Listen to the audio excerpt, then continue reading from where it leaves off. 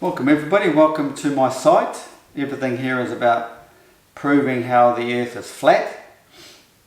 And today's video is going to one day probably make me a famous man.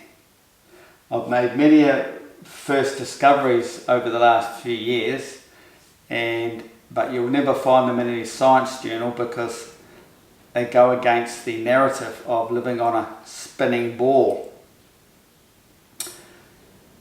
It all makes sense what I claim. You can't debunk it. It's 100% correct. But this video, anybody can go and check for themselves. It's so blatantly obvious. But no other man on this earth has ever brought it up before. All the astrophotographers, physicists, scientists, whatever, never mentioned this before, and I'm going to show it to you. Another proof, 100% proof. You do not live on a spinning ball and the earth is flat, the way my design describes it. So, we all know about star trail photography and time lapse. Well, you go online, there's plenty of them. Plenty of YouTube videos on time lapse, how to go about it, by all these astrophotographers. So they give you nice pretty pictures. There's a star trail, this is what they look like. They can slow it right down, get to the point where it becomes a time lapse. So they can show you the slow motion movement of the stars, or on this time star trail system. Open the shutter for a while and then close it, get this pattern. So in all the star trail photography videos, you notice the stars only do a percentage of a rotation. Although we have this big 360 degree overall nice circular motion around Polaris or Sigma Octantis, all these stars in there only do a partial rotation. Now we're going to get into why. Now, I've done previous videos and asked a lot of spinning ballers, globe scientists, to explain this phenomenon of having two motions, two 50-degree motions. In the southern hemisphere, we fix the camera, we get this fixed star trail film right at the end of the night after 3 or 4 hours. But if you use a star tracker and track one of these stars, it starts wandering off this way, wanders west. So, what is happening here is these stars are only doing, no, let's go back a bit. You have to understand man's arc of horizon. Every man has an arc of horizon. 180 degree arc of horizon, 380 degrees all around him. He is in the center here. Okay? He's always in the center of his arc, his dome, his own personal dome. You've heard a few people talk about it? Well, it's a fact, okay? Earth has one. This is another association between man and Earth. Earth has a meridian. They call them meridians on the Mercator map. They come out of the center north, right out to here. That is a nice 180 degree arc. The magnetic fields are curved, they're not straight, but you still have from there to there 180 degrees. And then you have another one come up and over on this side. So it's going to look like a bit like the top of an apple, isn't it? Well, we are all within these meridians, but we're not in the center part. This center part is the place they call beyond the event horizon. So it's beyond this point, it's up in here. If you put another one there. And this is the vortex, the creation center of our realm. The central vortex of creation. And that's what it is. So the best way to imagine it is like a vase, a clear glass vase of water turning. Vortexed water, but in slow motion. And we've got stars in that water. They can be whatever you want. They can be grains of sand, whatever's good for your imagination. But this is what's happening, and there's a straw. And that straw is the Milky Way. That connection, the knee point, is our sun. The actual sun, not the sun we see out, projected out into the tropics. It's back in creation. So because of this vortex system here, spiral, there's only about this much of it you actually see. 2.5 maybe rotations, because it's levitation, it's magnetically locked levitation is what's going on in there, in here, and it's being projected out into our realm. So we're seeing the stars come around like this because they're getting lost around the back. So you see them come around the front, then they'll go around the back. There's always other stars coming in as they come around. This is why you're getting the stop-start look in here. Now, back to the man's arc of horizon, you take his little dome, you put it inside here, inside the earth, looking down the flat earth design. It's a toroidal field, so it all expands out from the centre, gets bigger and bigger and bigger. Everything that moves south gets bigger and bigger and bigger. That includes us, because we are creatures of the light. Everything is of light. Everything expands and it moves south. It's just part of our realm. We have to understand that.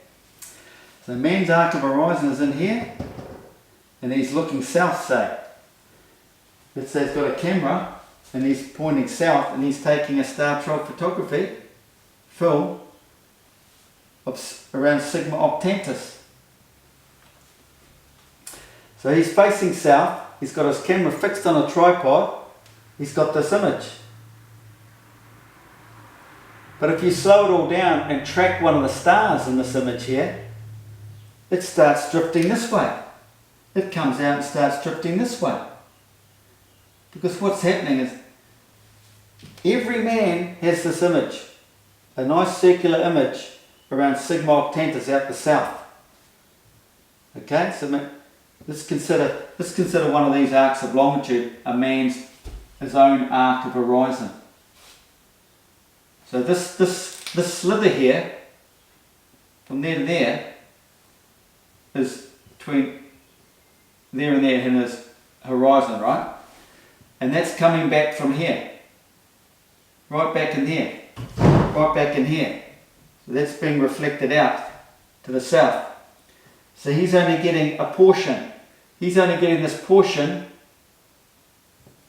go together, because there's the expansion of the field, but it's always equal. It's always equal from there to there, there to there, if you put the magnetic fields aside. So he's getting in his arc of horizon one portion of this turning vortex over the night. For starters, he's only seeing half. There can only be half at one time, because one's night, one's daytime, right? The sun will be over here. But he's only getting this one portion in his star trail rotation. Okay? So this portion here, or this position from here to here, every one of these represents that portion from there to there over his arc of horizon.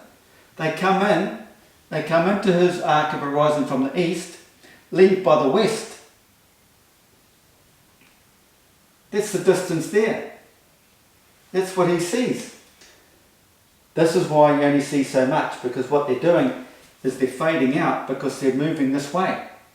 Everything, this whole circular rotation moves around the southern hemisphere.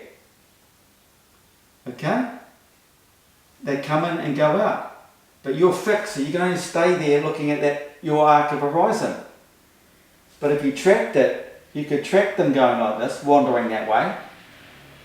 But this rotation will stay fixed on your north to south meridian, although you can track them to see them come this way. So you can use a star tracker and film the stars going like this, while you've got another camera fixed on this one rotation. This does not drift, because that's not drifting, is it? It's not moving that way or that way. But as it's turning, it's moving this image around. So everybody's getting a slice of this vortex from there on their meridian. So this guy's picture right at this moment will be different to this guy's picture because it hasn't turned, that little fragment there hasn't turned around to his fragment, his arc of horizon yet. Although he'll be seeing night, he'll just see a slightly different rotation. We're all looking out like this, okay? So we can get this time lapse, we can see the stars drifting this way in a slow motion, revolving, rotating, whatever system. But the big one here, the crunch, comes when you do the north. When you form the north, it does not wander. It's fixed at all times. The circular motion cannot be formed moving this way because it's locked in the centre here. The southern field is what moves around the north.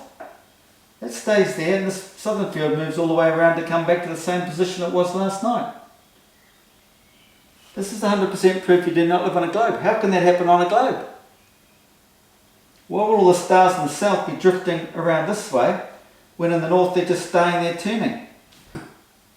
Because it comes up, and then goes down, it comes up, goes down, up and back down during the day. So there's always an opposite to everybody's arc of horizon where his cardioid loop will happen. But if you're in the north, that is, the sun, it'll loop around the sun area during the day, it comes back across his horizon during the night. That's in the north, but in the south, it's opposite.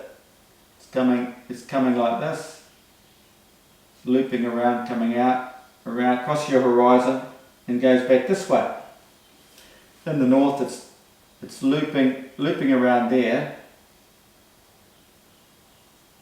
like this. Anybody in the northern hemisphere will see the moon now coming up in the northerly aspect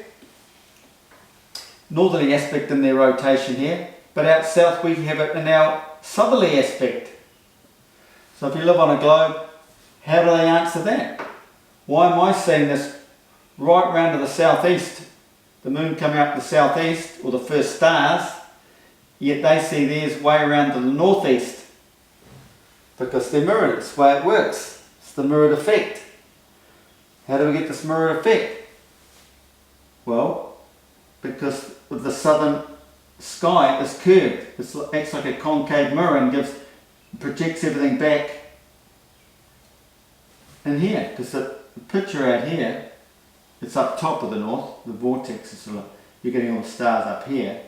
This in a parabolic image is reflected off this concave southern sky. So you see it spinning around Sigma Octantis. When Sigma Octantis is actually Polaris, that's the same image. But you don't see the same, it's very tricky to see the same stars because you're only seeing a slither here of a portion of this whole 360 rotation, depending on where you're standing out around the south.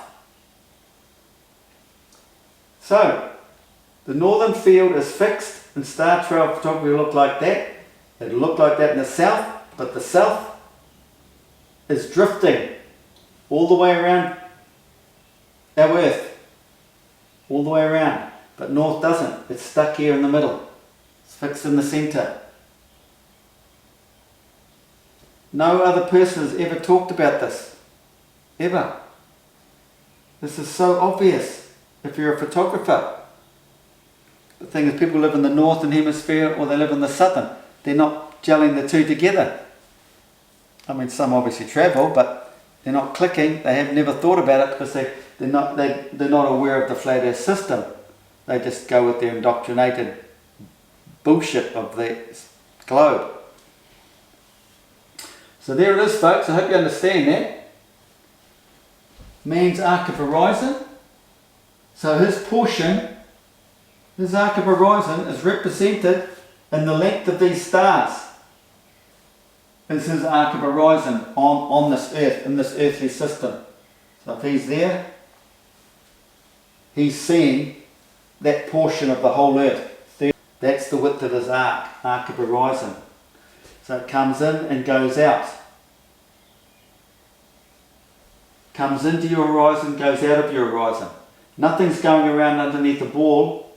It's just moving west out of your arc of horizon. This is different between a spinning ball bullshit story and your arc of horizon, reality. Okay?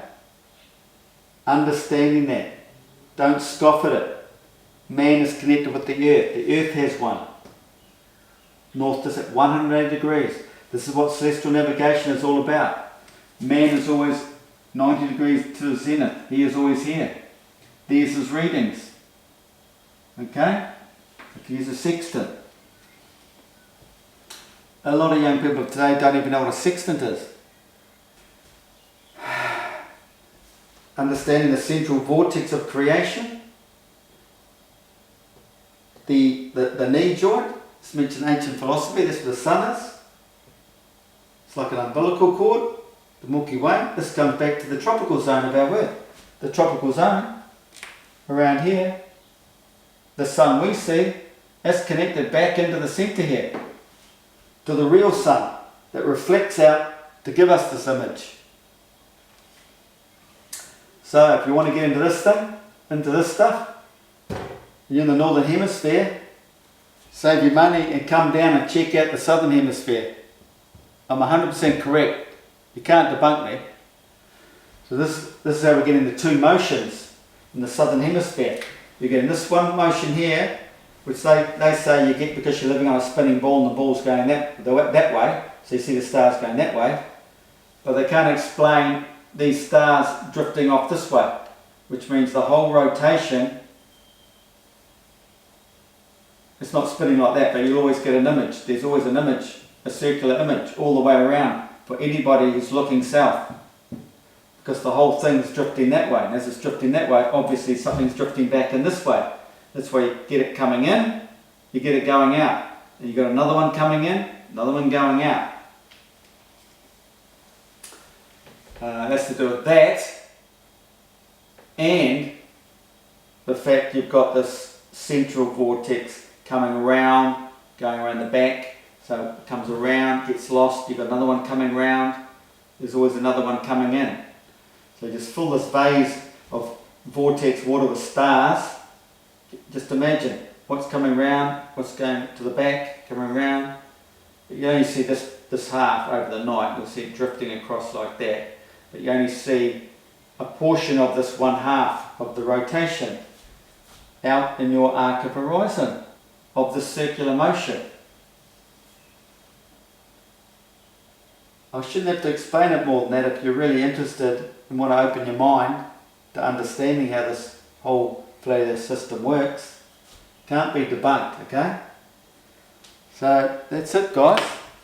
All those other things don't make me famous. This one should, but it'll be buried, so you won't know it. It won't become textbook theory till probably way after I'm dead and gone. Or if I write a book.